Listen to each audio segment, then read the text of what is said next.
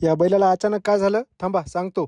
राम राम मंडळी, मी पवन आणि आपल्या नवीन ब्लॉग मध्ये आपल्या सर्वांचं अगदी मनापासून स्वागत आहे. काल सगळे हळदीची बेणे प्रक्रिया करून घेतली आणि त्यानंतर आपल्याला आज हळद लावायची होती, म्हणून भेसळ डोससाठी सगळे खताचे पोते घेऊन आम्ही आलो वरच्या वावरामध्ये. आता आणलेले सगळे पोते 2 एकरचे असल्यामुळे अर्धे एका एकर मध्ये आणि अर्धे दुसऱ्या एकर मध्ये सगळे पोते खाली करून घ्यायचं काम मी करत होतो. आता हळद लागवड करायची म्हणून 5 हळदीच्या खोंबाचे पूजन माझ्या हाताने करून घेतलं आणि हळद लावायला सुरुवात या ठिकाणी केली. आता आपल्याकडे शेतामध्ये ट्रॅक्टर नसल्यामुळे आपल्या बैलगाडीमध्ये सगळ्या हळदीचं बेणं भरून घेतलं. इकडे सगळ्या बाया हळदीचं बेणं निवडत होत्या आणि तेच आपल्याला टब मध्ये टाकत होत्या, कारण अर्धी बेणे प्रक्रिया आपली अजून पण बाकीच होती. कामासाठी आलेल्या सगळ्या बाया माझ्या आज्याच असल्यामुळे त्याची सगळी मजा घ्यायचं काम मी पूर्णपणे करत होतो. अरे राहू दे रे, काय चालय? मजा आहे, चलू दे.